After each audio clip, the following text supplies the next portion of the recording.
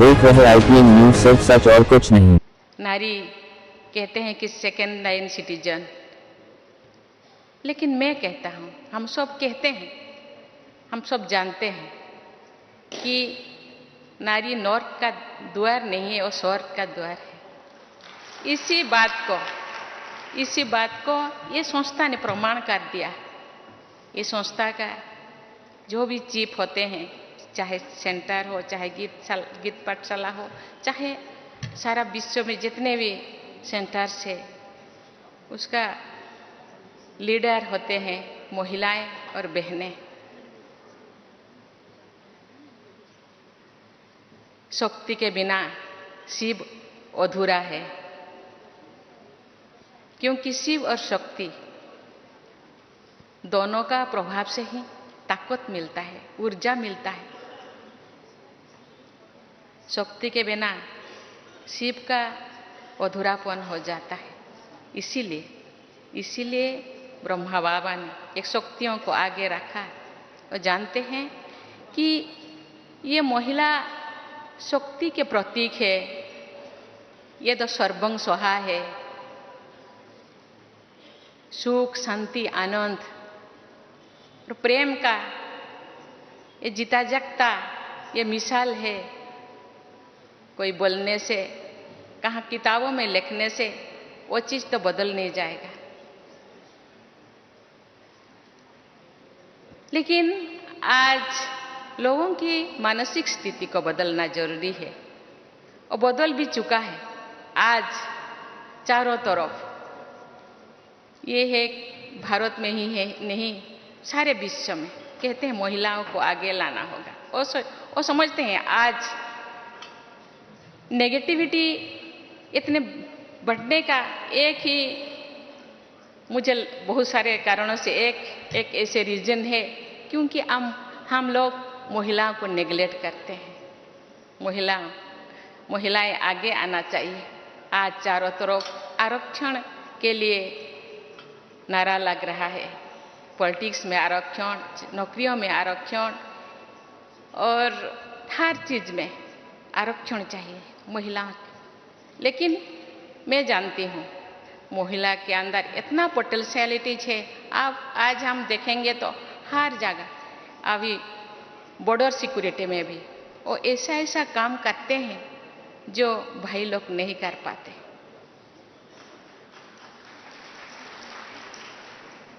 अपने आप को प्रूव करना चाहते हैं, उनके अंदर जुनून है, यस मुझे करना है, मुझे आगे बढ़ना है। किसी के पीछे, मेरे पीछे कोई रहना कोई जरूरी नहीं, मेरे अंदर पोटेंशियलिटीज है। इसीलिए आज आप देखेंगे तो CBSE का रिजल्ट, कोई मेडिकल का रिजल्ट, कोई IAS का result, IAS, OS, engineer, MBBS, जो भी आप रिजल्ट देखेंगे, बहनें अपने छात्राएं वो पहले जो नंबर 10 पे उनका नाम 50 से ज़्यादा रहता है। अपने आप को प्रूव करना चाहते हैं। हम पीछे नहीं है, हम आगे हैं, आगे बन सकते हैं, जा सकते हैं। इसीलिए ये जो संस्था, ये जो इतने सारे संस्थाओं को एक सूत्र में बांधना, कोई बाबा के भाषा में कोई मासी का घर नहीं है। इतने लोगों को इकट्ठे करना, मानसिक परिवर्तन करना, ये केवल ये संस्था महिलाओं के नहीं, समाज के हर वर्ग, हर श्रेणी को आगे लाने के लिए वो चाहते हैं। जो समाज के सब लोग आगे बढ़ेंगे तो विश्व परिवर्तन हो सकेगा। मुट्ठी भर मानव के साथ कोई परिवर्तन नहीं हो सकता, सबको आगे लाना होगा, आगे आना होगा। इसीलिए वो युवाओं को भी आगे लाने के लिए गांव-गांव वो रैली कर रहे हैं। सब जानते हैं जितने अभी जनसंख्या वृद्धि हो रहा है, इसके साथ ही अपना अनाज का भी बढ़ावा जरूरी है।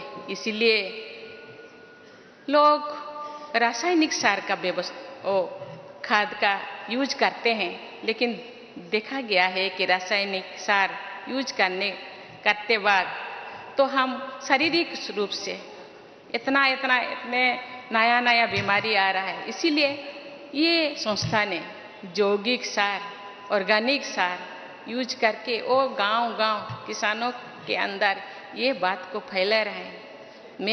मुझे भी मौका मिला था कि ब्लॉक में कृषि सम्मेलन जो हो रहा है उसमें शामिल होने के, लोगों को समझाने के लिए ये लोग इसको अपना रहे हैं। आज सब सोच रहे हैं हमको तो उस रासायनिक सार को बंद करना है, खाद को बंद, अभी ऑर्गेनिक जो खाद को अपनाना है और उसके साथ साथ यौगिक व्यवस्था को भी उपयोग करना है।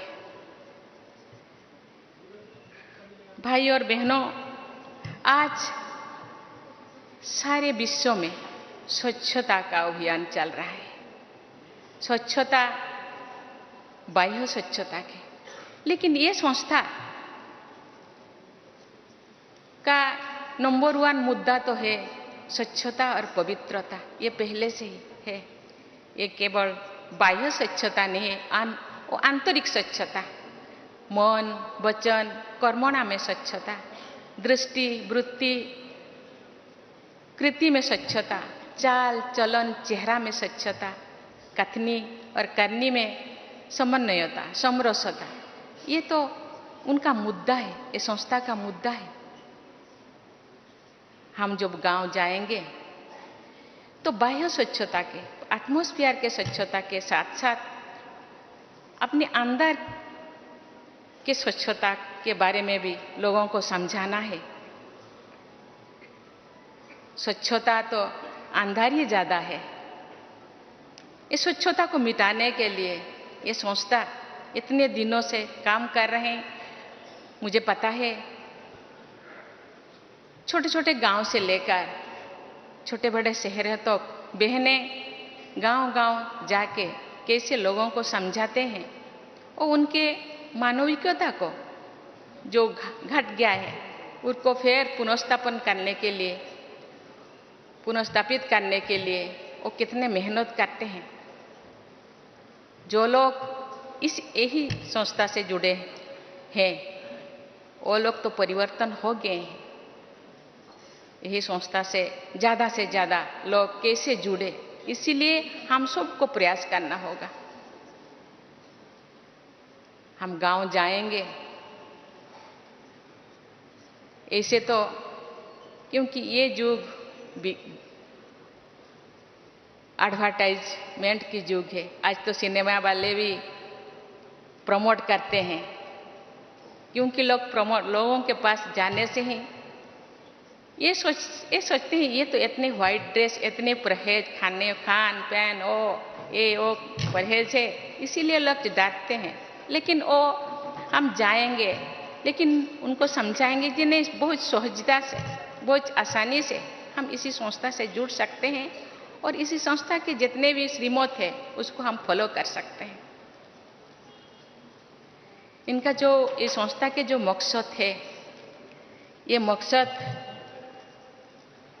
ये लक्ष्य जो बेहतर समाज की स्थापना, मुझे लगता है हम इसी तरह प्रयास करते रहेंगे तो वो दिन दूर नहीं कि ये समाज में जरूर बदलाव आएगा।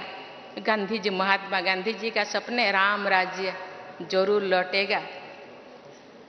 इसके लिए हम सबको, बहनें तो प्रयास कर रहे हैं, जो गृहस्थी है उनको भी प्रयास करना होगा।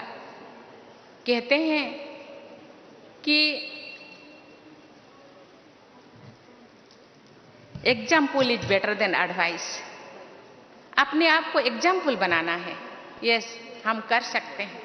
हम महाकाश पे जा सकते हैं, मिट्टी के अंदर जा सकते हैं, पानी के गहराई में जा सकते हैं। तो इतना सारा, इतने थोड़ा से काम हम नहीं कर सकते।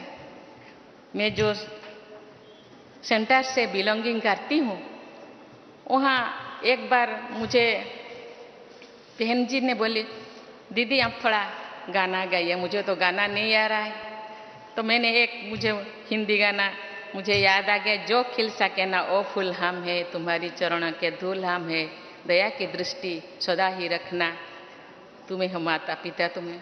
बहन जी ने बोले, दीदी आप तो बाबा कहते हैं, बच्चे आप चरणों के धूल नहीं है, आप मेरे दिल के धड़कन है, आप तो आंखों के तारा है, आप तो मेरे दुलारी है, आप तो राजा है, राजा बेटा है। दया की दृष्टि नहीं, माता पिता अपने बच्चों को दया नहीं करते हो तो अधिकार से, अपना अधिकार है, मेरे जो कुछ है वो तुम्हारे है, मेरे जो कुछ है वो तुम्हारा है, उसको दया की कोई जरूरत नहीं। लेकिन जो बच्चे जो बिगड़ जाते हैं, माता पिता भी थोड़ा गुस्सा करते हैं, आपको कुछ भी नहीं मिलेगा, एक फूटी कौड़ी नहीं मिलेगा, लेकिन फिर भी मिल जाता है, क्योंकि हम सब लीगल हेयर है ना, बाबा का लीगल हेयर है, बाबा का जो कुछ है, बाबा में जो गुण है, जो क्वालिटी है, हम में भी वही क्वालिटी है, लेकिन उस क्वालिटी को पहचानना चाहिए और खुद उसको प्रयोग करने के साथ साथ दूसरों को भी। बाप कहते हैं, आप जो कर रहे हैं ना, दूसरे आपको जो फॉलोअर्स है, दूसरे भी वही करते हैं, इसीलिए आपको भी चाल चलन चेहरा में शुद्धता आना चाहिए, आपका वृत्ति में शुद्धता आना चाहिए, तो आपका फॉलोअर्स में भी आपके जो करते हैं वो जरूर करेंगे और विश्व का परिवर्तन जरूर होगा। इसके लिए हम सबको मेहनत करना पड़ेगा, ज़्यादा मेहनत की ज़रूरत नहीं है, सोच को थोड़ा बदलना पड़ेगा। हम अपने आप को जितने भी नकारात्मक सोच है उसको बदलकर सकारात्मक सोच लाएंगे और बाबा के श्रीमत में चलेंगे। बाबा कहते हैं, ये विश्व ये कंटे के जंगल है, इस कंटे के जंगल को फूल के जंगल बनाना है तो थोड़ा बहुत तो मेहनत तो करना पड़ेगा। इसीलिए हम जो ढूंढते हैं, सुख को ढूंढते हैं, हर कोई सुख के लिए, शांति के लिए, आनंद के लिए प्रयास करते हैं, लेकिन सुख हम कहाँ ढूंढते हैं? वस्तुओं में, वस्तुओं में सुख ढूंढते हैं, लेकिन वो सुख तो स्थायी नहीं है। लेकिन स्थायी सुख अपने अंदर है, उसको ढूंढना है। तो इसके लिए जो हर किसी के लिए, जैसे भगवान ने जो क्रिएट किए हैं, जितने भी प्लैनेट है, अपने अपने अपने अपना कक्षा में चलते हैं। स्कूल में हम दाखिला लेते हैं, स्कूल का भी कोई अनुशासन है, उनका भी कोई नीति नियम है। गवर्नमेंट जो चलता है कॉन्स्टिट्यूशन के नीति नियम के अनुसार चलता है, लेकिन इसीलिए अपने आप का भी एक कॉन्स्टिट्यूशन बनाना चाहिए। मुझे कैसा जीना है, मुझे ऐसा जीना है कि मुझे देखकर बोले कि यस, ये जो कर रहे हैं अच्छा कर रहे हैं। इसीलिए इतने फॉलोअर्स है, लेकिन इसी बात को, इसी मैसेज को लेकर के हमको गांव को जाना होगा, लोगों के पास जाना होगा, जरूर परिवर्तन होगा। और राम राज्य जो सपना है महात्मा गांधी का, वो जरूर वो पूर्ण होगा। और इस संस्था जो रूहानी संस्था, जो पुनर्स्थापन, जो मूल्यों का जो पुनर्स्थापन करने के लिए जो सोच रहे हैं, आज चारों तरफ जितने भी यूनिवर्सिटीज है, यूनिवर्सिटी में आज वैल्यू एजुकेशन के बारे में सोचते हैं। आज थोड़ा बच्चे ये दुनिया के ये चकचक्यों को देखकर थोड़ा रास्ता भूल गए हैं। उनको रास्ता दिखाना हम सब का काम है। इसीलिए मैं तो गवर्नर तो चांसलर होते हैं, अपना जो स्टेट में 5 यूनिवर्सिटीज है मूल्य एजुकेशन या वैल्यू एजुकेशन के लिए, शायद नेक्स्ट अपना एकेडमिक सेशन से वो शुरू करेंगे और ज़रूर ये बदलाव आएगा।